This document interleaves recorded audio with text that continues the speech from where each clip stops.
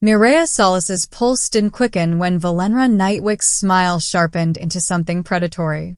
That steadiness, that unnatural calm, should have warned her that tonight would fracture the careful life she'd built in the shadows of the Vampire King's court. Normal mortals trembled when Valenra entered a room. Seasoned nobles averted their eyes. Hardened guards twice Mireia's age had fled the Obsidian Chalice in disgrace after one of Valenra's performances. But Mireia just stood there, silver tray balanced in her hands, watching this beautiful, immortal woman decide exactly how to break her. "Tell me something," Valenra said, her voice like silk dragged across broken glass. "Do you believe you deserve to look at me directly?" The question hung in the air like a blade suspended from thread. Around them, the Obsidian Chalice had gone utterly silent.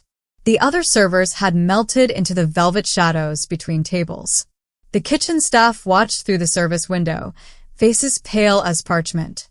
Even the violinist's bow hovered frozen above the strings, because everyone who worked in the chalice knew what came next. They had all witnessed it before.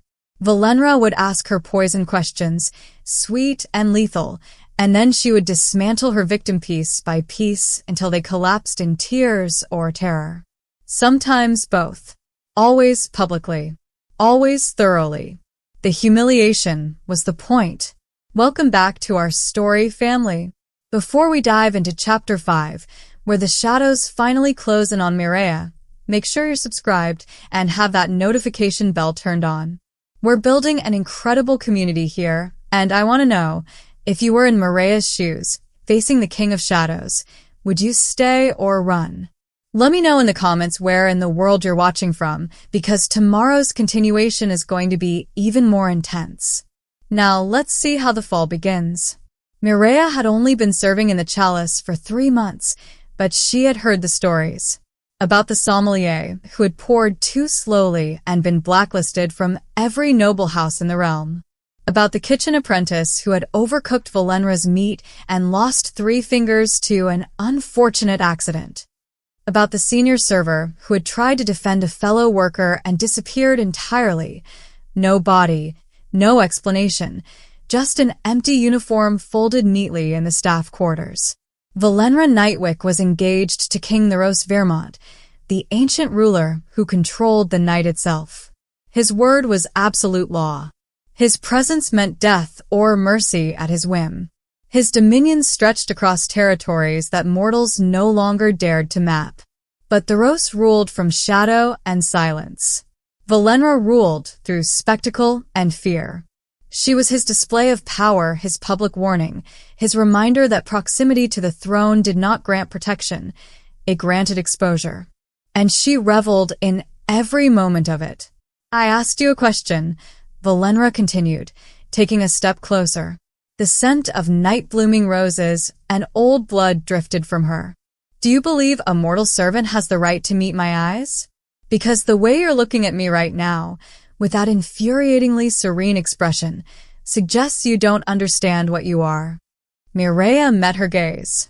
Valenra's eyes were cold, crystalline, utterly empty of empathy.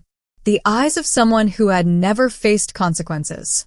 The eyes of someone who had built an empire on the suffering of those too afraid to resist.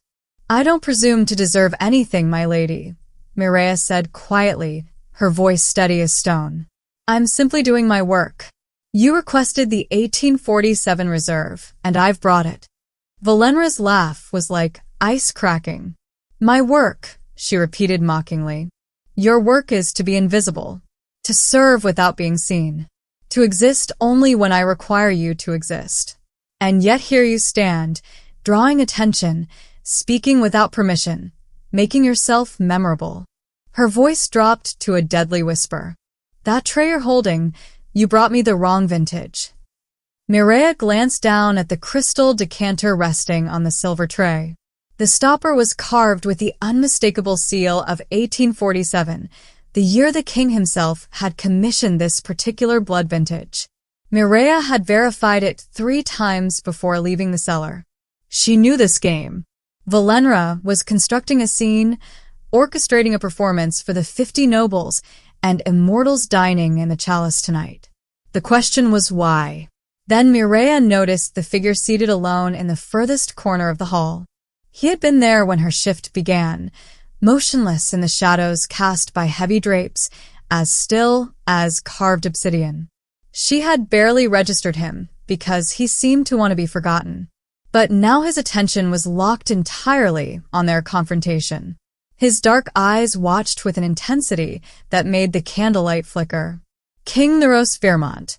And suddenly Mireia understood. This wasn't about wine. This was about dominance. This was Valenra proving to her fiancé, to the nobility, to every breathing creature in the chalice that she could crush anyone she wanted. This was a demonstration, and Mireia was the sacrifice. "My lady," Mireia said, keeping her voice level and clear, "this decanter bears the 1847 seal. You can see it from where you're standing. But if you'd prefer a different selection, I'm happy to return to the cellar." The temperature in the room dropped so sharply that frost formed on the nearest wine glasses. Valenra's smile vanished. She rose slowly, deliberately, her chair scraping against marble with a sound like claws on bone. She was tall and devastating in a gown of deep crimson that seemed to drink the light. Her jewelry glittered, rubies and black and silver, markers of ancient wealth and older cruelty. "Are you calling me a liar?" The words emerged soft and lethal. Mireia felt every immortal eye in the chalice burning into her. She knew what the wise choice was. Apologize. Kneel. Beg for forgiveness, and accept whatever punishment Valenra decided to inflict. Count herself fortunate if she only lost her position. But Mireia was tired. Tired of surviving by making herself small. Tired of watching cruelty dressed as civility while everyone else turned away. Tired of the fear that had ruled her life since the day she'd arrived at the chalice with nothing but a letter of reference and desperation in her pockets. Most of all, she was tired of pretending that humiliation was the same as respect. "I'm not calling you anything, my lady," Mireia said clearly. "I'm stating a fact. The vintage is 1847. Your order was 1847. If there's a problem with the quality, I'll gladly replace it. But the vintage is correct." For a single heartbeat, the world held its breath. Then Valenra seized the crystal decanter and hurled it. The vessel flew past Mireia's head by inches and shattered against the marble column behind her. Priceless blood wine exploded across pale stone like arterial spray. Shards of crystal scattered in every direction, glittering under the chandeliers like scattered stars. Mireia didn't move, didn't flinch, didn't even blink. She simply stood there, looking at Valenra with an expression that wasn't quite pity, but something close to it. And that, more than anything else, seemed to ignite something feral in the other woman. "You arrogant little." Valenra lunged forward, hand raised, fingernails like talons. "Enough." The voice came from the shadows, deep and absolute. King Neuros Vermont stood, and the entire chalice seemed to tilt in his direction. He crossed the floor with lethal grace, each step measured and inevitable. His presence didn't fill the room. It became the room. His tailored black coat moved like a living shadow. His face was all sharp angles and ancient coldness, revealing nothing. But his eyes were calculating, intelligent, and they missed absolutely nothing. Valenra's fury transformed instantly. The rage melted into sweetness, her posture shifting into something softer, submissive. "The roast, darling," she said, her voice suddenly melodic. "This mortal has been appallingly disrespectful. She practically called me a liar in front of your court. The vintage is 1847. Theros's words cut through her explanation like a blade through silk. "You ordered it yourself. I heard you." The blood drained from Valenra's face, then rushed back in a violent crimson flood. Her mouth opened, closed, searching for words that wouldn't form. Being contradicted by a servant was embarrassing. Being contradicted by the vampire king in front of 50 witnesses was annihilation. I must have been mistaken, Valenra managed, her voice strangled. I'm not feeling well. I should retire. She grabbed her velvet cloak from a nearby chair, shot one final venomous look at Mireia, a promise, not a threat, and swept toward the arched exit.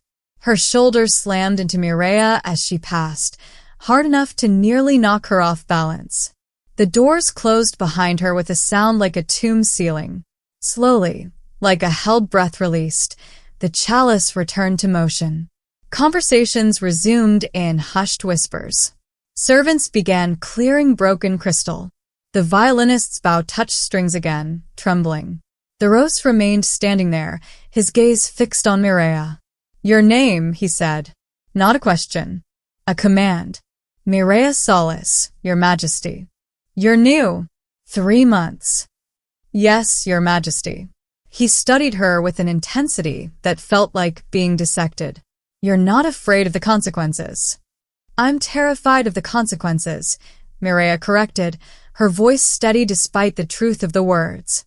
But I'm more afraid of what I become if I let fear make all my decisions. Something shifted in his expression, not quite approval, but something closer to recognition. Interesting answer, he said quietly. Then he turned and walked back to his table, settling into shadow once more. Mireia finished her shift in a haze of adrenaline and dread. The other servers avoided her as though she carried plague.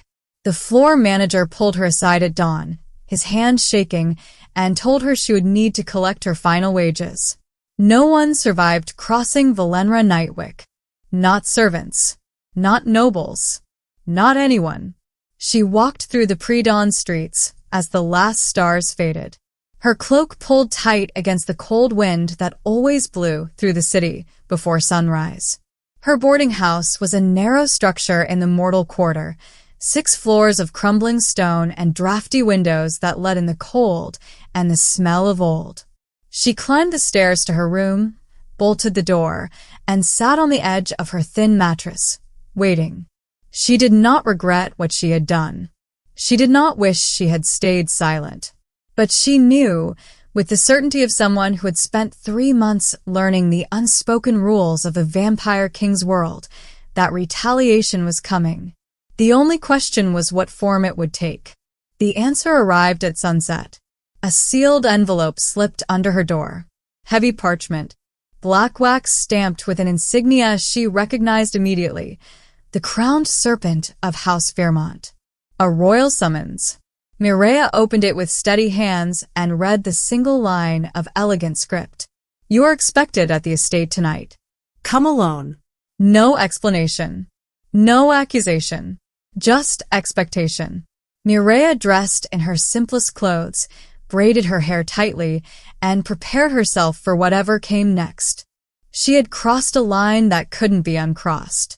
Now she would discover whether defiance had a price or a purpose. The night streets of the Mortal Quarter were empty in the hour before dawn, when even the desperate had retreated indoors and the predators had returned to their lairs. Mireia walked alone, her footsteps echoing off stone walls that leaned inward like they were trying to whisper secrets. Above, the sky was the color of a bruise, purple-black bleeding into sickly gray. No stars. There were never stars over the King's City, as though even celestial light knew better than to linger where the Rose Vermont ruled. Her final wages sat heavy in her pocket. 17 silver crescents and 23 copper marks, exactly 3 months' worth of survival, minus the cost of her uniform and the mandatory court levy that every mortal servant paid for the privilege of working in the chalice. The floor manager had counted the coins out with trembling hands, unable to meet her eyes, as though looking at her directly might transfer her curse to him. I'm sorry, he'd whispered, and she believed him. He'd been kind to her during training, patient when she'd fumbled the elaborate serving rituals, protective when the other servers had tested her with cruel pranks meant to break newcomers. But kindness had limits in the Vampire King's domain, and she'd exceeded his 3 months ago when she'd accepted this position, knowing what it might cost. No, that wasn't true. She'd exceeded them tonight, when she'd chosen dignity over survival. Mireia pulled her cloak tighter as wind howled through the narrow street, carrying the scent of smoke and old blood. The mortal quarter was a maze of structures that had stood for centuries, each generation building atop the bones of the last until the streets became canyons and sunlight, when it came, only touched the rooftops. Down here, everything existed in perpetual twilight. She passed the baker's shop, dark and shuttered. The seamstress's window, curtains drawn. The apothecary with its sign creaking in the wind, a mortar and pestle carved from wood so old it had turned black. All closed. All safe behind locked doors and warded thresholds, because dawn was when the immortals finally slept and mortals could breathe without wondering if each breath might be their last. Her boarding house appeared at the end of the street like a tombstone. 6 stories of gray stone and narrow windows, iron bars rusted from centuries of rain. She climbed the exterior stairs. The interior ones had collapsed 2 years ago and the landlord had never bothered to repair them, and reached the 6th floor as the sky began to lighten from bruised purple to ash gray. Her room was exactly as she'd left it. A narrow bed with a thin mattress. A wooden chair missing one slat. A basin for washing. A single shelf holding her 3 books, the only possessions she'd managed to keep when everything else had been taken. The window overlooked nothing but the wall of the adjacent building, so close she could reach out and touch the crumbling mortar. This was what her life had become after losing her position at the university. After the accusations. After the carefully constructed lies that had destroyed her reputation and stolen her future. She'd come to the Obsidian Chalice because it was the only place that would hire her, the only establishment that didn't ask questions about the gap in her references or the tremor in her voice when she'd explained why she needed work immediately. She'd survived by being invisible, by perfecting the art of being present without being noticed, by learning to anticipate needs before they were spoken and to disappear before gratitude or blame could be assigned. Tonight, she had made herself unforgettable. Mireia sat on the edge of her bed and let herself feel it, the weight of what she'd done. The terror she'd kept buried beneath 3 months of careful composure now rose in her chest like floodwater. Her hands shook. Her breath came shallow and quick. Valenra Nightwick would not forgive. Valenra did not forgive. She collected grudges like other women collected jewelry, and she repaid defiance with destruction. But even knowing that, even feeling the fear that threatened to drown her, Mireia couldn't summon regret. She'd been asked to participate in her own humiliation, to validate cruelty through submission, and she'd refused. She'd stated a simple truth and stood by it, even when standing had cost her everything.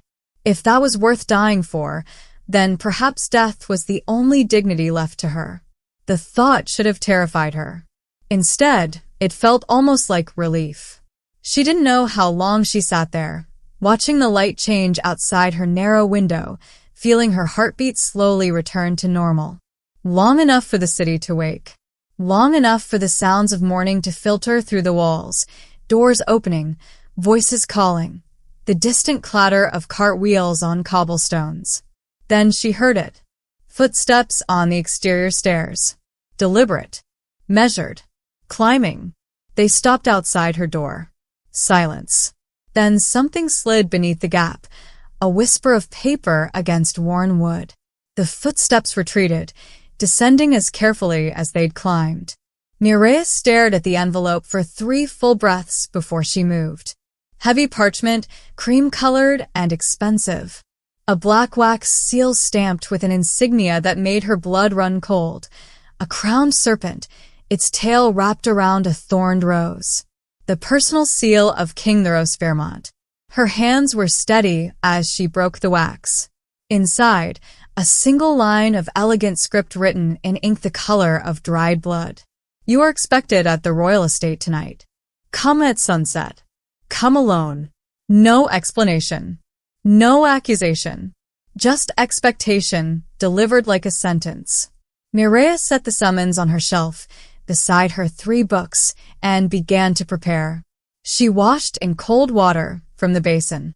She braided her dark hair tightly, the way her mother had taught her before everything had fallen apart.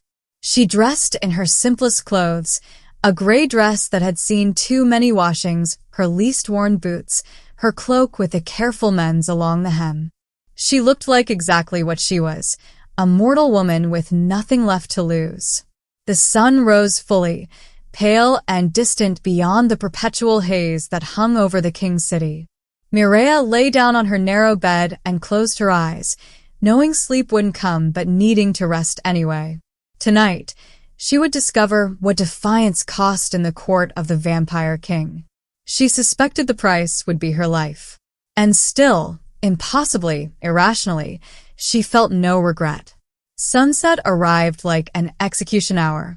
Mireia walked through streets that grew progressively wider, progressively quieter, as the mortal quarter gave way to the noble district.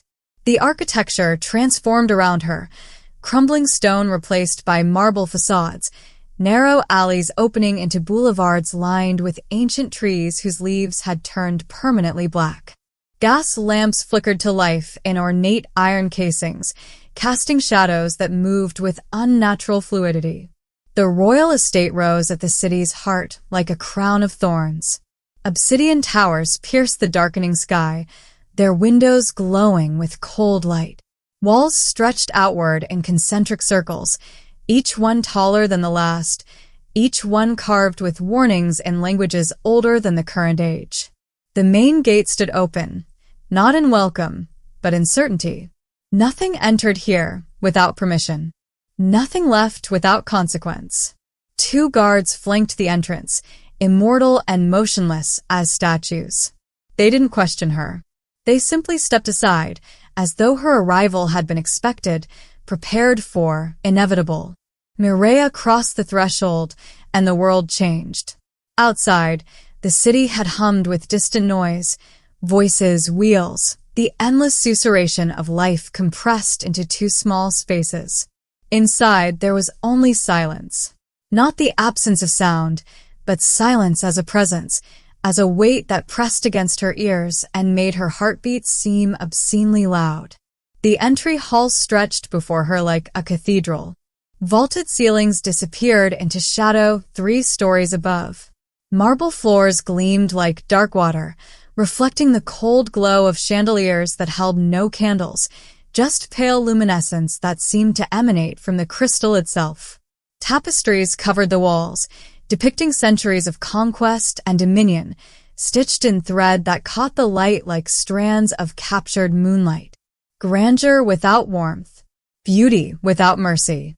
A figure emerged from a side passage, an attendant in midnight blue livery, human but marked by the gray pallor of someone who'd spent too long in darkness. He bowed slightly and gestured for her to follow.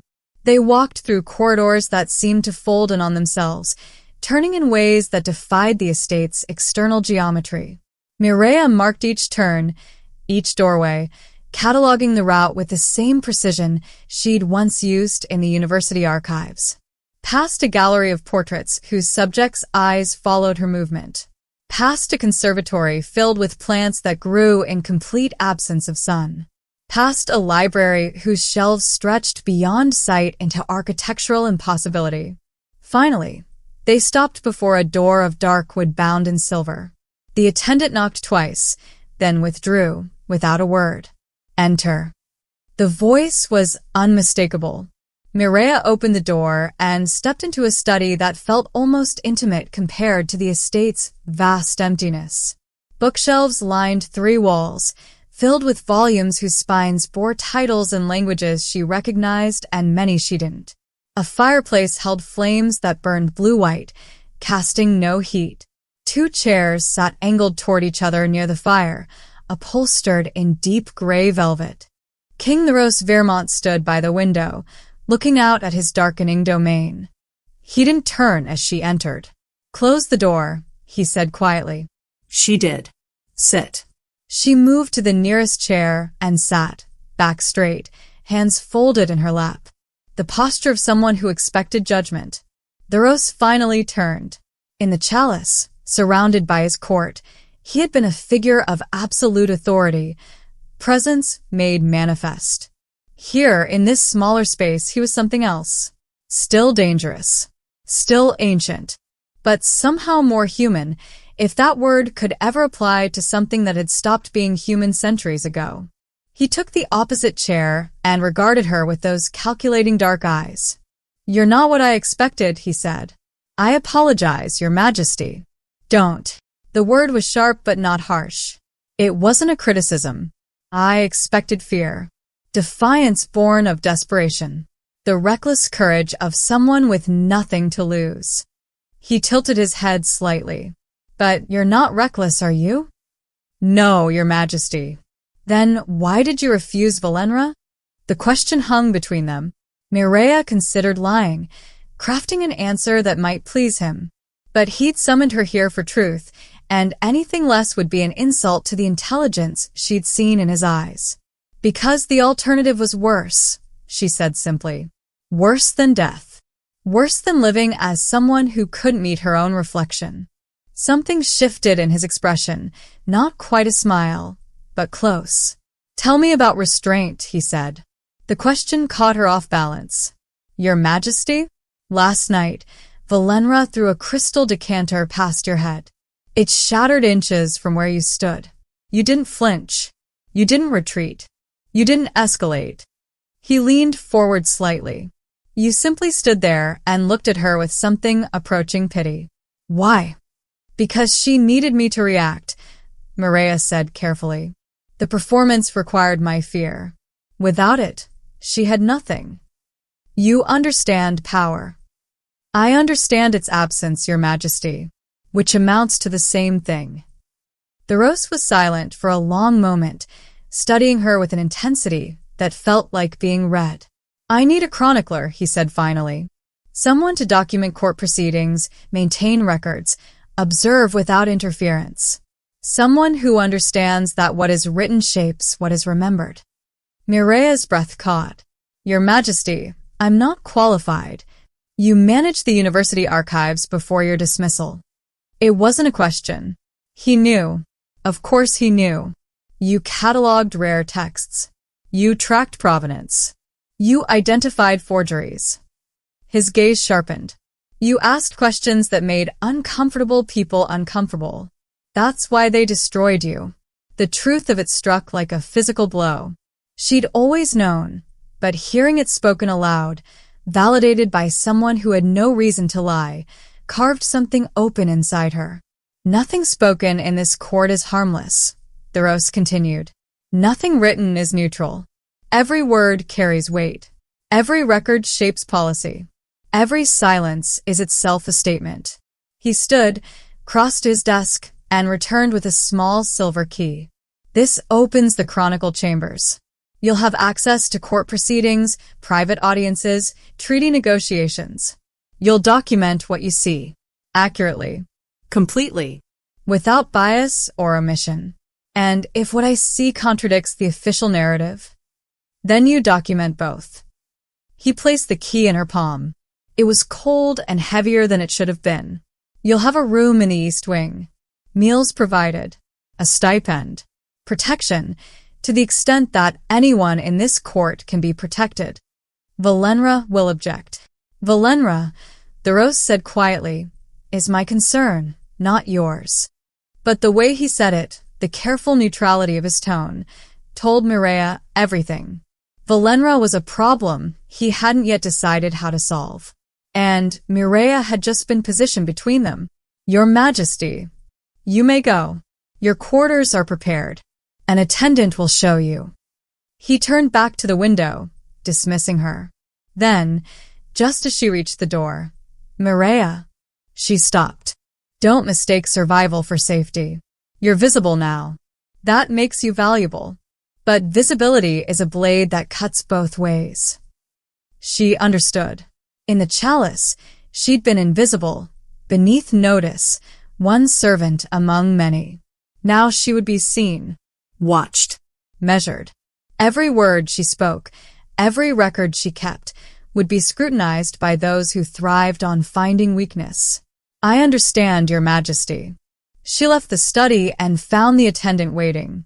As they walked through corridors toward the east wing, she felt it. The weight of eyes from shadowed alcoves, the rustle of whispers from behind closed doors. The court already knew. Word traveled faster than breath in places built on secrets.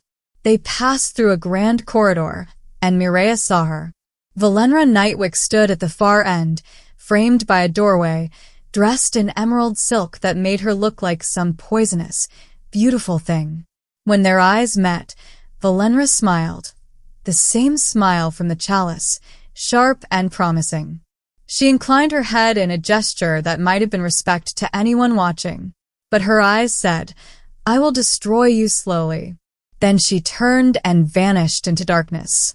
Mireia followed the attendant to her new quarters, a room that was larger than her entire boarding house apartment, furnished with luxury she'd forgotten existed. But she barely noticed the comfort. She was thinking about visibility, about the target she'd just painted on her back by accepting the king's offer. In the chalice, Valenra had tried to humiliate her publicly. Here, in the Shadow Court, Valenra would try something far worse. And Mireia would have to survive it without the shield of invisibility that had protected her all these months. She locked the door, sat on the edge of a bed far too soft, and began to plan. Mireia's first week in the Shadow Court taught her something the chalice never had. Valenra Nightwick was not powerful because she was cruel. She was cruel because cruelty was the only power she possessed. The revelation came slowly, assembled piece by piece like a mosaic viewed too closely to see the whole image. Mireia sat in her designated corner during court proceedings, stylus moving across parchment in careful script, documenting everything. She was furniture, background, invisible again, but this time by design rather than necessity. And from that invisibility, she watched. She watched how nobles entered rooms where Valenra waited, how their conversations would falter mid-sentence, how their postures would shift from relaxed to rigid, how smiles would freeze and die. She watched how Valenra moved through spaces like a conductor before an orchestra, her mere presence dictating tempo and tone. A raised eyebrow could silence 20 voices. A slight frown could empty a chamber. But she also watched what happened when Valenra left. The relief was palpable, immediate. Shoulders would drop. Voices would rise. The court would exhale collectively, as though they'd all been holding the same breath. And in those moments, Mireia heard the whispers. "Did you see how she looked at Lord Veston? He'll be reassigned by morning." 3 families exiled this month. All coincidentally opposed the new trade protocols. The king never approved those protocols. She announced them in his name. That last one made Mireia's stylus pause. She began paying closer attention to the daily bulletins posted in the Great Hall, decrees bearing the royal seal, announcements of policy changes, notices of appointments, and dismissals. She cross-referenced them against her own chronicle of court proceedings, noting which decisions the Rose had actually made versus which simply appeared already implemented. The pattern emerged like invisible ink held to flame. Valenra issued orders in the king's name. She modified existing laws through clarifications that changed their meaning entirely. She reassigned personnel, redistributed resources, and restructured alliances, all while the Rose remained sequestered in meetings or absent entirely, managing the territories beyond the city that required a king's direct intervention. And by the time he returned, the changes were already woven into the court's fabric, accepted as inevitable, too entrenched to easily undo without appearing unstable or contradictory. It was brilliant in a parasitic way. Valenra had turned proximity to power into power itself. Mireia found confirmation in the archives. She'd been given access to centuries of records, and she used it. She traced Valenra's history, like following bloodstains back to the wound. 15 years ago, Valenra had been nobody, a minor noble from a failing house, beautiful but unremarkable, one of dozens who sought favor at court. Then she'd caught Theros's attention at some long-forgotten gathering. Within a year, she'd been elevated to favored companion. Within 3, she'd been named Fiancée. And in the 12 years since, 7 potential rivals had disappeared. Not executed, that would have been too obvious, too easily traced to jealousy or malice. They'd simply been sent away on assignments that somehow proved fatal. An ambassadorship to a territory undergoing rebellion. A governorship in a region where plague had recently emerged. A research expedition into ruins that collapsed shortly after their arrival. Accidents. Tragedies. Terrible luck. The witnesses who might have testified otherwise had also met unfortunate ends or convenient exile. Fear wasn't Valenra's inheritance. It was her construction. Carefully built, meticulously maintained, ruthlessly defended. Mireia was transcribing testimony from a minor trade dispute when she felt it, the temperature drop that announced Valenra's presence. She didn't look up, just continued writing, though her awareness sharpened to a blade's edge. How diligent you are. Valenra's voice was honey and poison. She moved around the table where Mireia worked, trailing fingers along its edge, examining the parchments scattered across its surface. Documents. Records. Chronicles. Simply performing my duties, my lady, Mireia said evenly. Of course. Valenra leaned against the table, close enough that her perfume, night roses and something darker, filled the air. Tell me, do you enjoy your new position? So much access.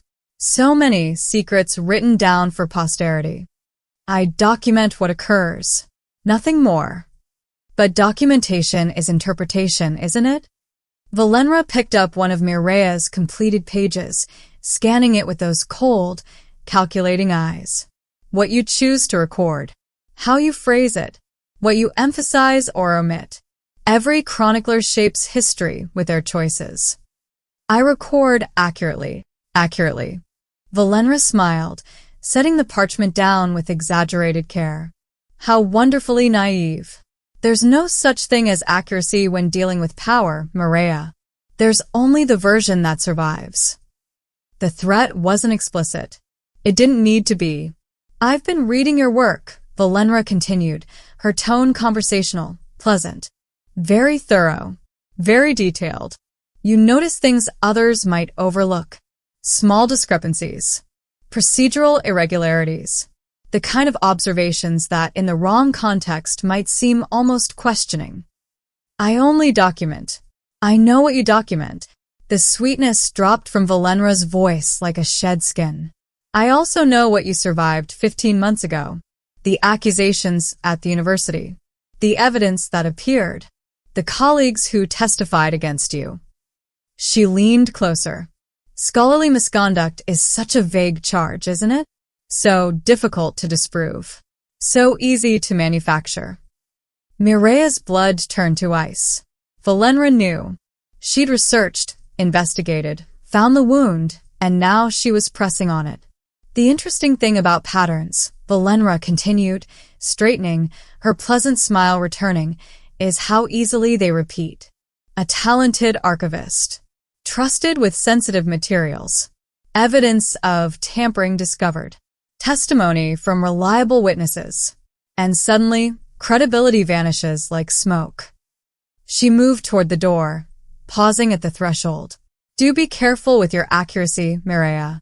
It would be terrible if your chronicles became compromised. If questions arose about their reliability. If you were found once again to be less trustworthy than you appeared. The door closed softly behind her.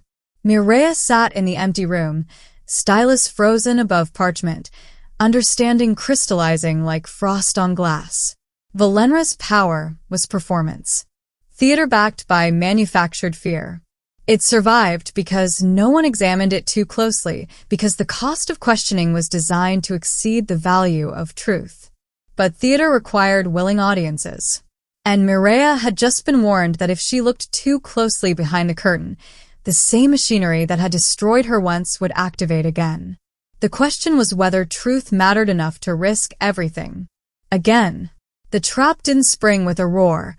It closed with the silent, surgical precision of a tomb. Mireia had barely finished transcribing the morning's trade petitions when the doors to the Chronicle chambers were thrown open.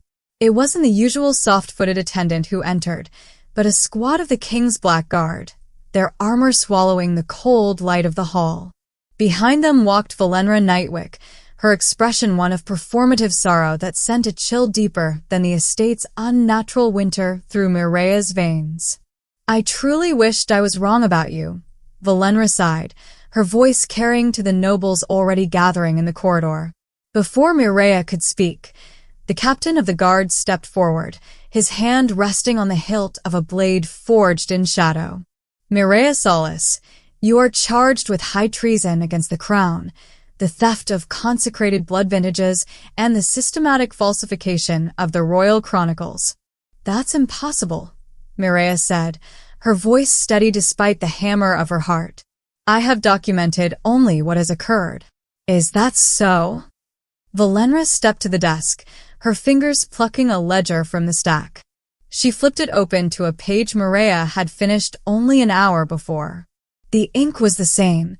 The script was an identical match to Mireia's own hand, but the words were a nightmare. Instead of trade disputes, the records detailed a fictional conspiracy between the king's border generals to overthrow House Fairmont. "And then there is the matter of the cellar," Valenra continued. She gestured to a guard, who produced a small, blood-stained vial from Mireia's own cloak, which had been hanging by the door. "The 1847 reserve. The very vintage you claim to respect so much." The betrayal of the physical evidence was a dull ache, but the final blow was the testimony. The floor manager from the Obsidian Chalice was led into the room, his face ashen, his hands shaking.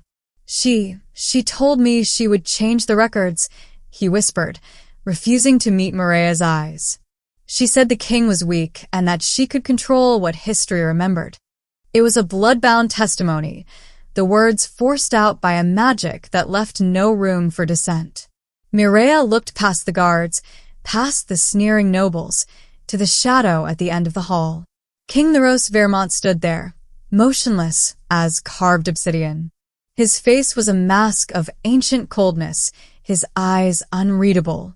"Your Majesty," Mireia said, her voice a plea for the truth they had discussed in the study. Theros did not move. He did not speak. He watched the guard seize Mireia's arms with the same calculating indifference he might show a dying moth. His silence was absolute, a sentence of its own. The walk to the dungeons was a blur of hostile faces and whispered vitriol. The court she had begun to understand now turned its back, the relief of having a scapegoat overriding any flicker of doubt. The iron door of the cell screamed as it closed, a sound like a tomb ceiling. Inside, there was only the smell of damp stone and the absence of light. Mireia sat on the floor, her back against a cold wall, and let the terror she had suppressed for months finally drown her. She had been a fool. She had believed that a monster could value truth over theater. She had thought Theros saw a chronicler, but he had only seen another piece on a board, a temporary tool to be discarded the moment Valenra's theater required a new ending. In the crushing silence of the dark, her dignity felt like a hollow joke. She hadn't been chosen for her courage. She had been chosen for her vulnerability. As the first night of her imprisonment began, Mireia realized her greatest mistake. She had started to trust the King of Shadows. "Are you holding your breath yet?" Mireia is about to walk into the lion's den, and the stakes have never been higher. If you're loving this journey of quiet defiance, hit that like button right now. It really helps the story reach more people. We are just moments away from the grand confrontation in the Obsidian Chalice. Stay tuned because the way the king reacts is something you will not see coming. Trust me, you want to see how this ends. The dampness of the royal dungeons was not merely an environmental discomfort. It was a hungry thing that gnawed at the spirit. Mireia sat in the oppressive dark, her fingers tracing the rough-hewn stones of the cell floor. For hours, her mind had been a fractured mirror, reflecting only the image of Theros' silent, unmoving face as the guards dragged her away. She had believed herself a player in a grander game of truth, but the isolation suggested she was merely the latest casualty of Valenra's theater. However, as the adrenaline of the arrest ebbed, the instincts of the university archivist began to stir beneath the weight of her despair. Mireia forced her mind back to the moment of the accusation. She closed her eyes, reconstructing the evidence Valenra had presented with the clinical detachment of a researcher. The ledger Valenra had snatched from the desk was the primary weapon. It contained Mireia's own handwriting, yet the content was treasonous. The ink had appeared identical to the shade Mireia used, a specific, deep charcoal provided only to the royal chroniclers. Mireia's breath hitched in the dark. She remembered the smudging. When Valenra had flipped the page, a small trail of ink had feathered across the margin. Real ink of that quality, especially the type used in the cold, dry air of the East Wing, dried almost instantly. For the ink to smudge, it had to have been applied minutes, perhaps seconds, before the guards entered. She began to pace the narrow cell, her boots clicking softly on the stone. The forgery wasn't just a clever imitation, it was a hasty one. Valenra's power relied on the fact that no one dared to look closely at her proof. The court accepted her reality because they were too terrified to question it. Then there was the matter of the floor manager's testimony. He had spoken of her intent to change the records, but the words had been stilted, the cadence of his voice fighting against the very air in his lungs. Mireia had seen enough of the Vampire King's world to recognize the signs of blood binding, a cruel magic that compelled truth or lies based on the caster's will. You noticed it too, then. A voice whispered from the shadows beyond the bars. Mireia froze. A figure huddled in the dim light of the corridor, cloaked in the drab wool of the lower staff. As the person leaned closer, she recognized Alara, a quiet maid who spent her nights polishing the silver in the obsidian chalice. The manager, Alara said, her voice trembling. They took him to the lady's private chambers an hour before the arrest. When he came out, he was empty, like a doll on strings. "Why are you telling me this?" Mireia asked, moving to the bars. "You saw what happened to the others who spoke up. Because you didn't flinch when she threw the crystal," Alara replied, her eyes bright with a dangerous hope. "Everyone else looks at the floor. You looked at her. You made her small for a moment. If you can do that, maybe you can do more." Alara reached into the folds of her apron and pulled out a bundle of thin, discarded parchment scraps, notes and memos recovered from the ladies' waste bins over the weeks. "I can't read well, but I know these marks. They aren't the king's." Mireia took the scraps, moving to the thin sliver of moonlight that managed to penetrate the high, barred window. Her eyes scanned the scribbles. They were drafts of the very decrees she had cross-referenced in the archives, policy changes that redirected tax revenue from the border defenses to private security within the city. More chillingly, she found a list of names. Several were the nobles who had coincidentally been reassigned or exiled. But at the bottom was a name that made Mireia's heart stop: Theros. Beside his name was a chemical formula for a sedative derived from night-blooming roses, the very scent that clung to Valenra like a second skin. The realization hit her with the force of a physical blow. Valenra wasn't just ruling through fear, she was actively subduing the king. Theros wasn't silent because he was indifferent. He was silent because he was being systematically poisoned, his ancient senses dulled by the woman he intended to marry. The spectacle of Valenra's cruelty was a distraction, a way to keep the court focused on their own survival while she hollowed out the throne from within. "I need a stylus," Mireia whispered, her voice burning with a new, cold fire. "And a message delivered." "To the king?" Alara asked. "No." "To the High Court," Mireia corrected, her mind racing. "Valenra's power is a performance. If I send a message to Theros, she will intercept it. But the law of the Shadow Court states that any noble or any official of the royal household charged with treason may demand a public hearing before the full assembly. They'll kill you the moment you step into the light, Ilera warned. They will try, Mireia said, her fingers tightening around the stolen parchment. But Valenra made a mistake. She thought visibility was a target. She forgot that it's also a lens. Mireia spent the remainder of the night writing. Using a sharpened piece of charcoal from the cell's cold brazier, she compiled the discrepancies. She detailed the smudged ink of the forged ledger, the chemical components of the night rose sedative she had smelled on the lady's person, and the timeline of the accidental deaths of Theros's inner circle. She wasn't just a waitress or a disgraced archivist anymore. She was a chronicler. She was recording the truth of a coup in progress. As the first gray light of dawn touched the prison walls, Ilera returned.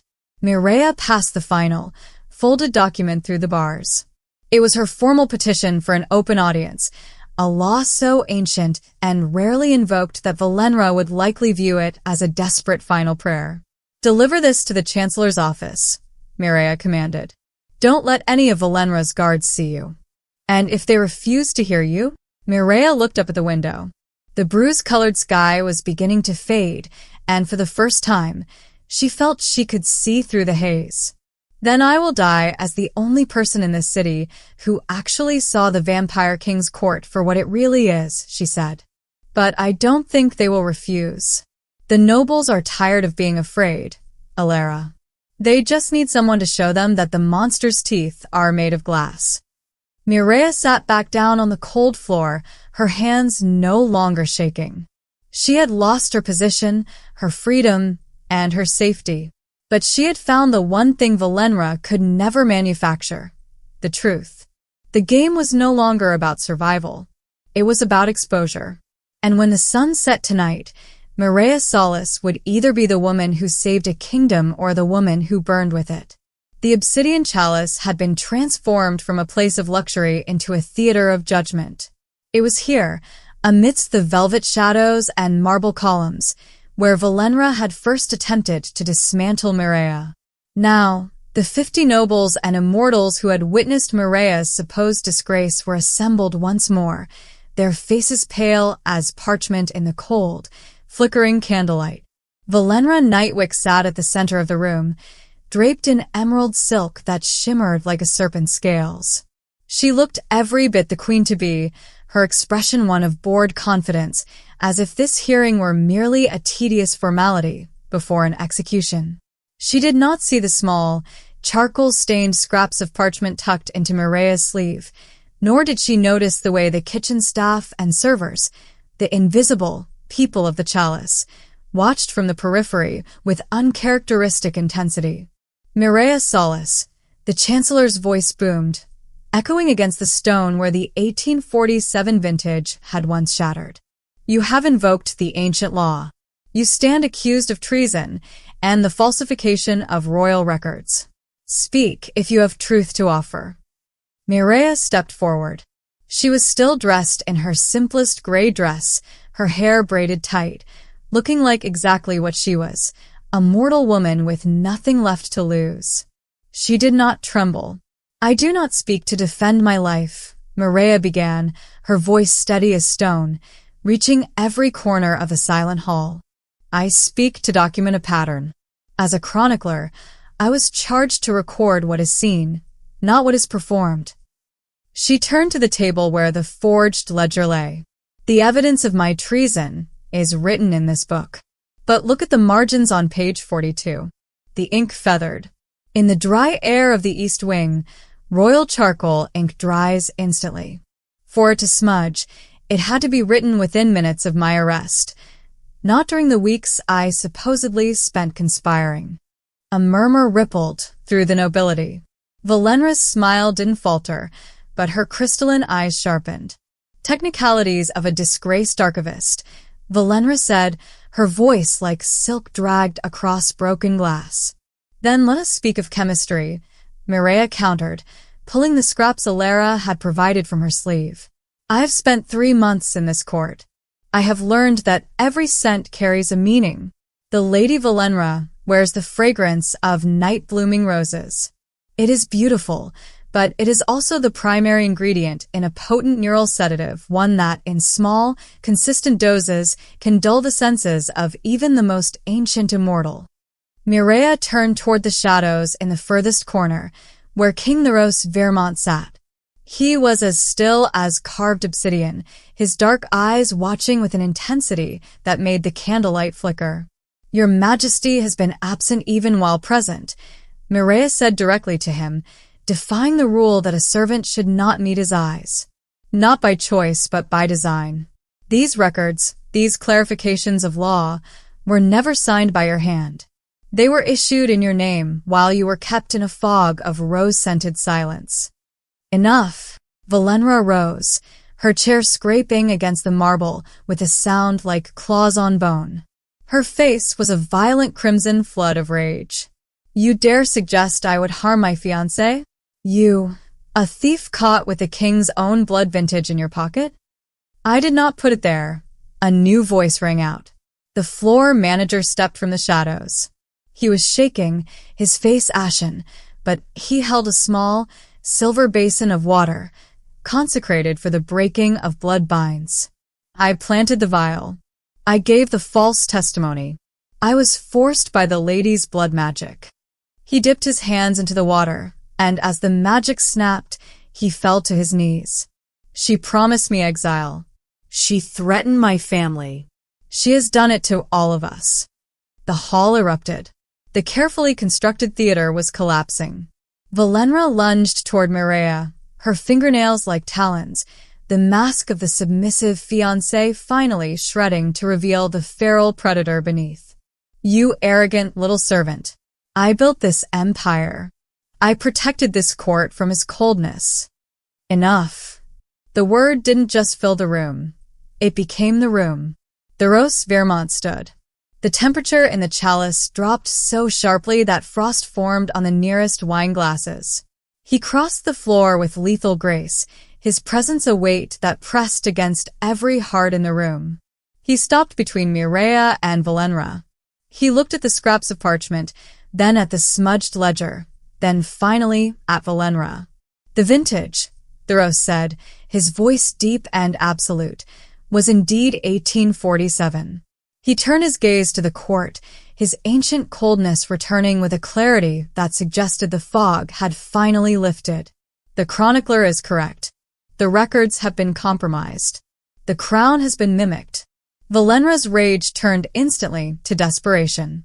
"Theros, darling. She's lying. She's manipulated the staff." But the court was no longer looking at Valenra with fear. They were looking at her with the same pity Mireia had shown her the night the decanter broke. Her authority, built on spectacle and manufactured terror, had no foundation once the audience refused to believe the play. "You wanted visibility, Valenra," Theros said quietly, a sound like a tomb ceiling. "Now, the court sees you clearly." As the black guard moved in, not for Mireia, but for the woman in emerald silk, the fallen fiancé's screams echoed through the obsidian chalice. The silence that followed was not the heavy weight of fear, but the hollow stillness of a ruin. Mireia stood alone in the center of the hall, her pulse finally quickening as the adrenaline faded. She had survived the humiliation. She had survived the darkness. The mask has finally fallen. But as Valenra is dragged away, a new question remains. What happens to a king who has been silent for too long? Before we reveal Theros' final choice in Chapter 8, I want to see your theories in the comments. Is he still a monster? Or has Mireia truly changed him? If you haven't joined our story family yet, click subscribe now so you don't miss the aftermath of this reckoning. The ending of this chapter changes everything. The obsidian chalice remained frozen, a tableau of shattered reputations and shifting power. The screams of Valenra Nightwick faded as the black guard dragged her toward the threshold, her emerald silk trailing like a dying flame across the marble. The nobles, once rigid with the habit of fear, now stood in a state of suspended animation, their eyes darting between the empty doorway and the king who had finally awakened. Theros Vermont did not immediately return to the shadows.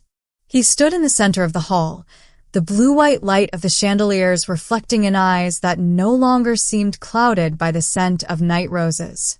He looked at the faces of his court, the seasoned nobles who had averted their eyes from cruelty and the servants who had melted into the velvet shadows to survive. For centuries, Theros began, his voice devoid of its usual detached coldness, I have ruled from silence. I believed that my presence alone was the law, and that my distance granted me the clarity to judge. I was wrong. A ripple of shock passed through the assembly. The Vampire King, an ancient ruler who controlled the night itself, had never before admitted a flaw. Silence is not neutrality, Theros continued, his gaze heavy and absolute. It is complicated. By retreating into the shadows, I created a vacuum that allowed theater to replace truth and cruelty to masquerade as order. I allowed a performance to dictate the lives of my subjects, and for that, the failure is mine as much as it was hers. He turned his attention toward the doors where Valenra had been taken. Tradition dictates a quiet execution for treason of this magnitude, a disappearance in the staff quarters, an empty uniform folded neatly to serve as a warning. But there has been enough blood spilled in the dark. Theros raised his hand, and the heavy atmosphere of the room seemed to lighten, the frost on the wine glasses receding. Valenra Nightwick is stripped of her title, her lineage, and the protection of House Fairmont. She is to be exiled to the territories beyond the maps, to the mortal quarters where she must survive by the very invisibility she once forced upon others. Her name will be struck from the chronicles, not as a martyr, but as a lesson in the fragility of power built on fear. The court reacted not with cheers, but with a profound, collective exhale. The uncertainty remained. The old rules were broken, and the new ones had not yet been written, but the weight of Valenra's spectacle had finally been lifted. Theros turned away from the nobles, dismissing the court with a single, measured gesture. The crowd began to disperse, the hushed whispers no longer carrying the jagged edge of terror. Eventually, only Mireia remained, standing near the silver tray she had balanced so long ago. The king approached her. He studied her with that familiar intensity, but this time, there was a flicker of something closer to recognition than dissection. You said you were terrified of the consequences, Theros said quietly, recalling their conversation in the study. Yet you stood before this court and invited them. I told you, Your Majesty, Mireia replied, her voice steady as stone. I am more afraid of what I become if fear makes my decisions. Visibility is a blade that cuts both ways, Theros reminded her, his expression unreadable but no longer cold. You have destroyed the mask of the Queen-to-be, but in doing so, you have left a void in this court that cannot be filled by shadows alone.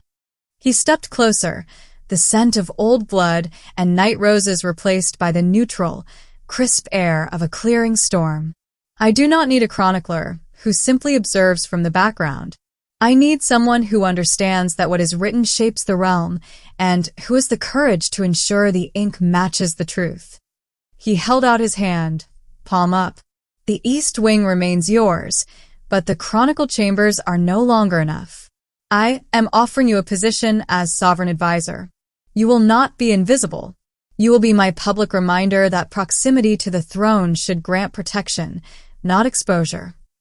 Mireia looked at his hand, then at the obsidian chalice, the place where she had been a sacrifice and where she had finally become a witness. She had spent 3 months learning the unspoken rules of his world. Now she had the chance to write new ones. And if I find that the king's decisions deserve the sting of my stylus? She asked.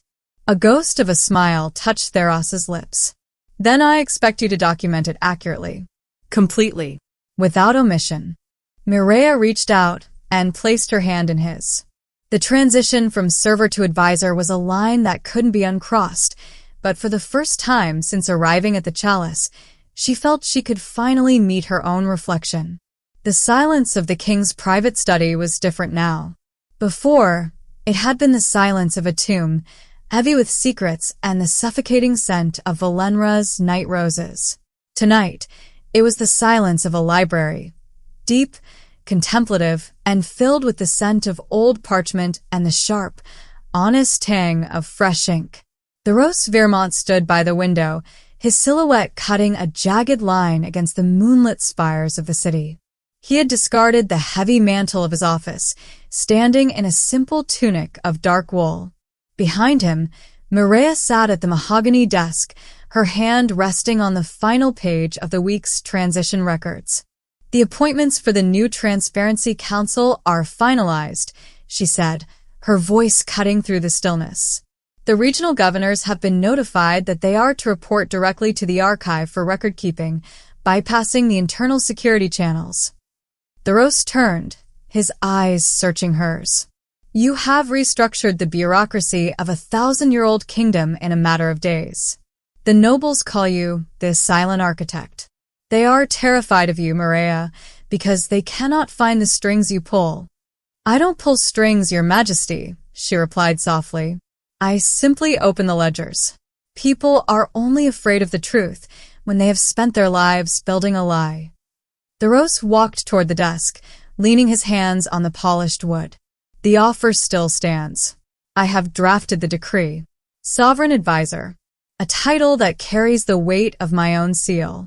You would have your own estate, a seat at the high table, and a guard of your choosing. You would never have to balance a tray or seek permission to speak ever again." Mireia looked at the quill in her hand, the instrument that had dismantled a conspiracy and unseated a future queen. She felt the weight of the power he was offering. It was the ultimate vindication for the girl who had been cast out of the university, a chance to become the very thing that could never be humiliated again. "I am honored," Mireia said, and she meant it. "But I must refuse." The Rose did not look surprised.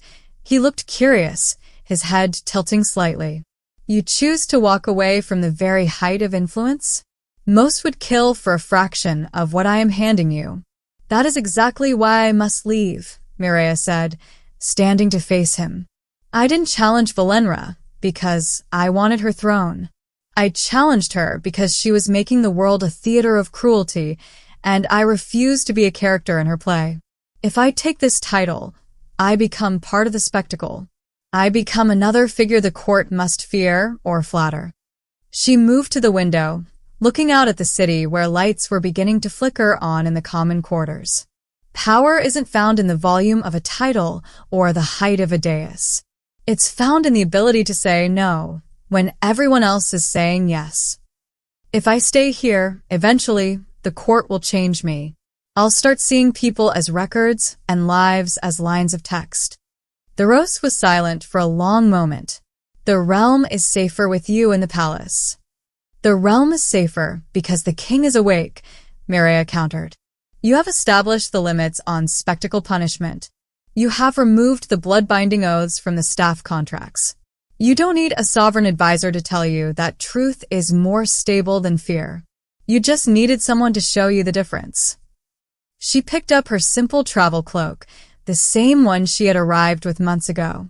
She hadn't taken the silks or the jewels offered during the transition. She was leaving as she had come, a chronicler of the world, not a ruler of it. "Where will you go?" The Rose asked. "There are other libraries. Other stories that need to be told correctly," Mireia said. She reached into her pocket and pulled out a small, leather-bound journal, the one she had kept during her nights at the Obsidian Chalice. She placed it on the desk. "This is the true history of the last 3 months. "Keep it." Not as a weapon, but as a reminder." She walked toward the door, pausing at the threshold. She didn't bow. She didn't avert her eyes. She looked at the vampire king with the quiet dignity of an equal. "Goodbye, the Rose." "Mireia," he called out, his voice catching her just before she stepped into the hall. "The 1847 vintage. You never did get to taste it." Mireia smiled, a genuine, tired expression that reached her eyes. "I think I've had quite enough of the king's secrets for one lifetime." She walked through the palace halls, past the guards who now stood straighter when she passed, and out through the great iron gates. The night air was cold, but it was clean, devoid of the cloying scent of roses. As she descended the hill toward the city, she didn't look back. She knew that in the high tower, a king was watching her departure, his perspective forever altered by a woman who had dared to be quiet in a room full of screams. The world felt different. The shadows weren't less deep, and the monsters hadn't vanished, but the silence between them was no longer empty. It was filled with the knowledge that even the most ancient structures could be moved by a single, steady hand. Mireia Solis walked into the dark, her footsteps light on the cobblestones, a chronicler finally beginning a chapter of her own. Mireia walked into the night as a legend, proving that truth doesn't need a throne to be powerful. Thank you for sticking around with me until the very end, my wonderful story family. If this journey moved you, please subscribe and share this video. It's the best way to support the channel. I'll be reading all your comments tonight, so tell me, what was your favorite moment of the trial? Don't go too far, because tomorrow, I'm bringing you a brand new story with a twist just as sharp as this one. You won't want to miss it. See you then.